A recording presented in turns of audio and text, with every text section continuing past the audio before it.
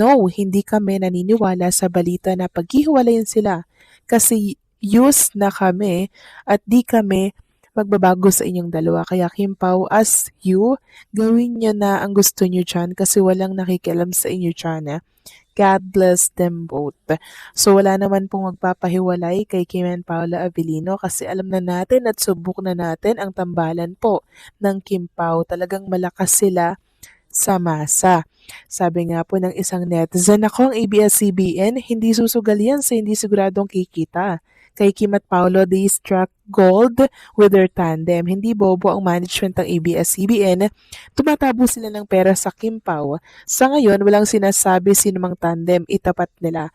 Kim Pao is in its supremacy. Yes, tama po mga Kim Pao. Hindi po BO-BO ang ABS-CBN para isugala si Paolo or si Kim Cho na iba po ang kanilang kapareha. Kasi subok na nga nila ang tambalang Kim Pao. Diba? Ilang beses na po yan nila nagawa ng project and talaga naman pong patok sa masa. Hindi lang sa husay nilang umarte, kundi sa karisma nila. 'Di ba? Sa masa, isa din po kasi yan sa importante mga kakimpaw sa bawat project na ino-offer nila kay Kim and Paolo Abilino. Kaya panatag lang tayo mga kakimpaw at huwag tayong pa-stress sa mga balitang lumalabas ngayon sa mundo ng social media.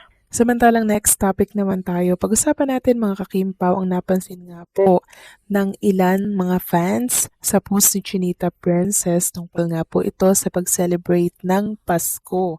Sabi po dito ni Johnny, uy, yung photo nila na itapat or tinapat kung saan pag nag-heart ang followers is matatapat sa kanilang dalawa, which means is love.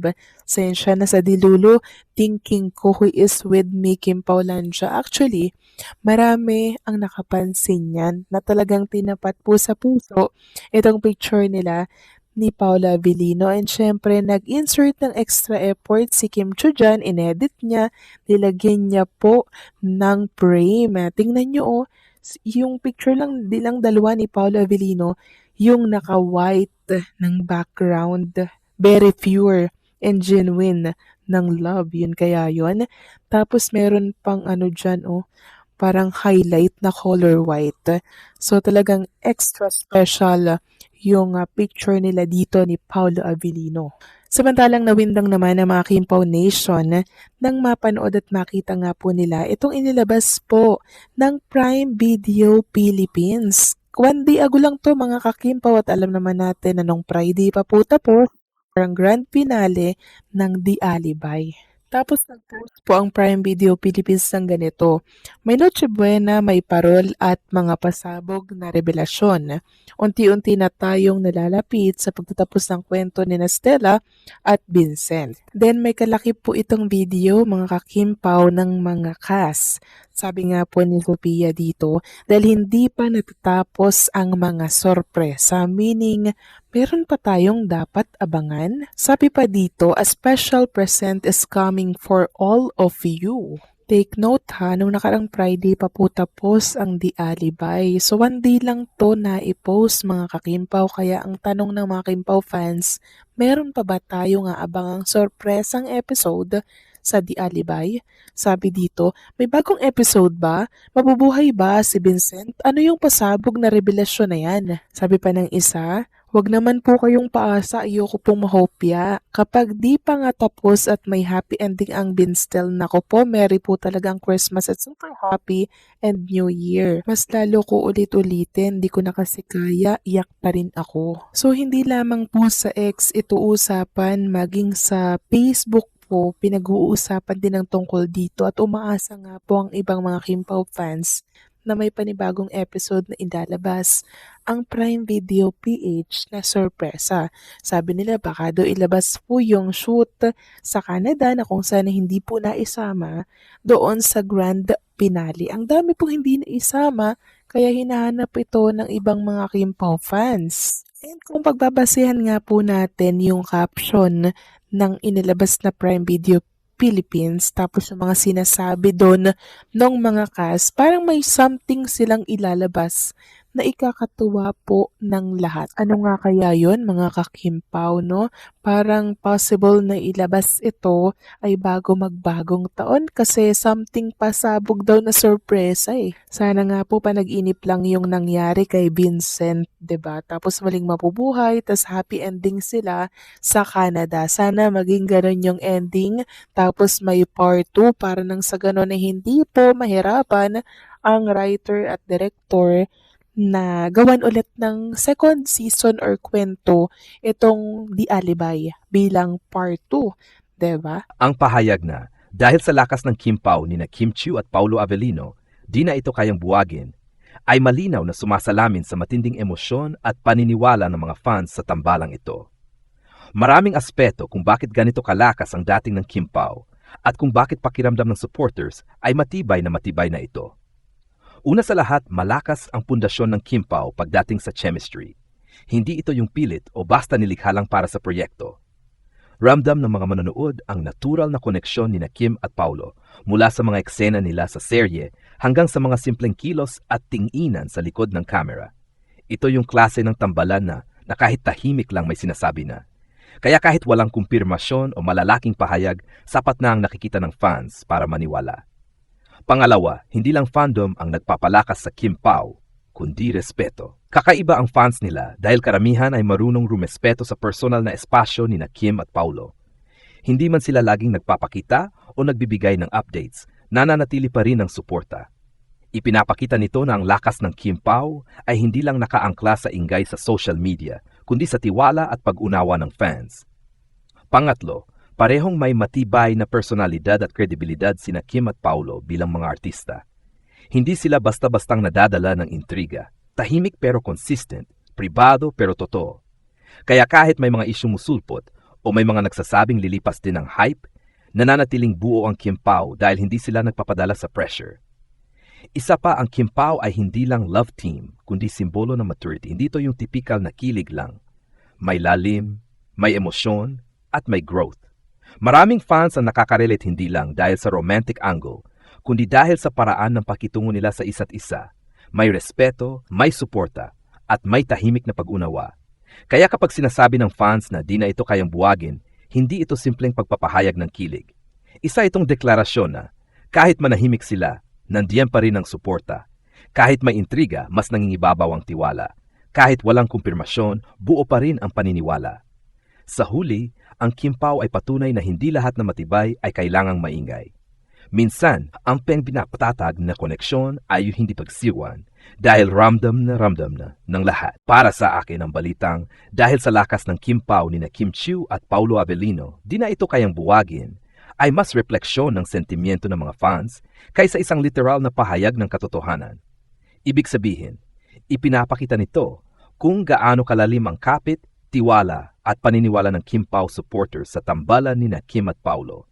Makikita rito na hindi na basta hype lang ang Kim Pao. Dumana ito sa iba't ibang pagsubok, pananahimik, kakulangan ng updates, samut-saring haka-haka, pero nananatili pa rin ang suporta. Sa mundo ng showbiz, kung saan mabilis magpalit ang uso at tambalan, malaking bagay ang manatiling matatag kahit walang araw-araw na pagpapakita. Yan ang dahilan kung bakit sinasabi ng fans na di na kayang buwagin ang Kim Pao. Ipinapakita rin ng balitang ito na may emotional na investment ang mga tao sa tambalan. Maraming fans ang nakakakita ng sincerity, respeto at maturity kina Kim at Paulo, mga katangiang bihira at hinahanap-hanap. Kaya kahit walang kumpirmasyon o malinaw na label, sapat na ang nararamdaman at nakikita nila para manatiling buo ang paniniwala. Gayunpaman, mahalaga ring tandaan na artista pa rin sina Kim at Paulo na may sariling buhay at desisyon. Ang lakas ng Kim Pao ay dapat manatiling positibo. Suporta, hindi pressure. Paghanga, hindi pagangkin. Kung mananatili ang ganitong klaseng fandom, mas lalong tatagal ang respeto at paghanga sa kanila. Anuman ang tunay na estado ng kanilang relasyon. Sa kabuuan, masasabi kong ang balitang ito ay patunay ng solid at matured na fandom. Hindi man natin alam kung ano ang buong katotohanan sa likod ng kamera. Malinaw na ang Kim Pao ay isang tambalang tumatak sa puso ng marami. At yun ang dahilan kung bakit patuloy itong pinanghahawakan at ipinaglalaban ng kanilang mga taga-suporta. Ang balitang ito ay malinaw na hindi lamang simpleng pahayag ng kilig, kundi isang kolektibong damdamin ng mga tagahanga na matagal nang sumusubaybay sa Kimpao. Ipinapakita nito kung gaano kalalim ang emosyonal na koneksyon ng fans sa tambalan ni Kim Chiu at Paulo Avellino. Isang koneksyon na hindi basta nabubuo at lalong hindi madaling mabuwag. Sa panahon ngayon ng showbiz, bihira na ang tambalang tumitibay kahit walang araw-araw na exposure. Kadalasan, kailangan ng tuloy-tuloy na proyekto, public appearances at social media presence para manatiling relevant ang isang love team. Ngunit sa kaso ng Kimpao, kabaligtaran ang nangyayari. Kahit tahimik sila, kahit may mga araw na walang balita, lalo pang tumitibay ang suporta. Ibig sabihin, hindi lang ito bunga ng marketing o ingay sa social media. Ito ay dahil may nakikita at nararamdaman ang mga tao na totoo. Malaki rin ang papel ng chemistry at natural na samahan ni Kim at Paulo. Hindi ito yung pilit na kilig o scripted na lambingan. Ang Kimpao ay may klase ng koneksyon na ramdam kahit sa mga maliliit na detalye, tinginan, kilos at paraan ng pakitungo nila. Kaya kahit walang kumpirmasyon, sapat na iyon para sa fans na maniwala at kumapit. Isa pang mahalagang punto ay ang uri ng fandom na meron ng Kimpao. Marami sa kanilang supporters ay matured, marunong rumespeto, marunong maghintay, at marunong umunawa. Hindi nila hinihingi ang lahat. Hindi nila pinipilit ang mga artista. Ang ganitong klaseng suporta ang dahilan kung bakit nagiging mas matibay ang tambalan dahil hindi ito nasasakal ng pressure. Kasabay nito, ipinapakita rin ng balita na may malaking epekto ang Kimpao sa emosyon ng publiko. Para sa ilan, sila ay simbolo ng tahimik, ngunit matatag na koneksyon, yung hindi kailangang ipagsigawan, pero ramdam na ramdam. Sa isang mundong punang ingay at intriga, ang ganitong klaseng tambalan ay nagiging pahinga at inspirasyon para sa marami. Gayunpaman, mahalagang manatiling balanse ang pananaw. Ang lakas ng Kimpao ay dapat maging positibong puwersa, hindi dahilan ng pressure o pagangkin. Sina Kim at Paulo ay may sariling buhay at desisyon at ang tunay na pagmamahal ng fans ay nasusukat sa respeto, hindi sa kontrol.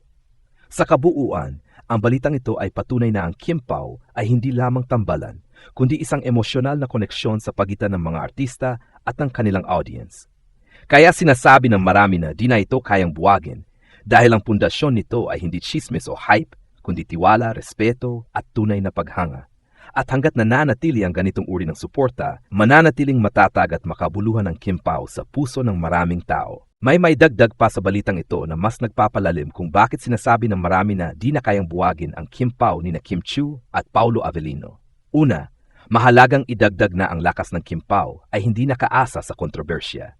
Sa halip na umingay dahil sa away, intriga o scripted na issue, mas tumitibay ito dahil sa positibong imahe, profesionalismo, respeto sa trabaho at maayos na pakikitungo sa fans. Sa showbiz na madalas umaasa sa gulo para mapag-usapan, kakaiba at kapansin-pansin ang ganitong klaseng tambalan. Ikalawa, malaki ang papel ng teaming at growth ni Kim at Paulo bilang individual. Pareho na silang dumaan sa maraming karanasan sa career at personal na buhay, kaya ang koneksyon na nakikita ng publiko ay mas matured, mas grounded at mas totoo. Hindi na ito pangpakilig lang, kundi may lalim na kayang makuha ang mas malawak na audience mula kabataan hanggang matatanda.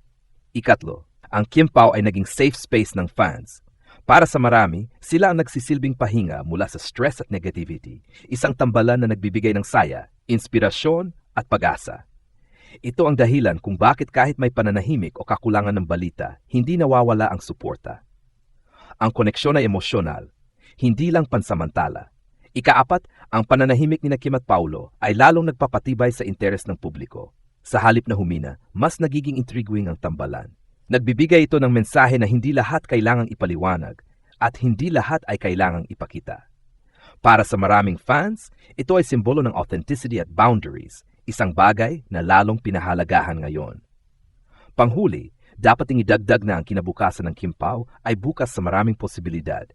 Maging ito man ay panibagong proyekto, mas malalim na kolaborasyon o simpleng patuloy na respeto sa isa't isa.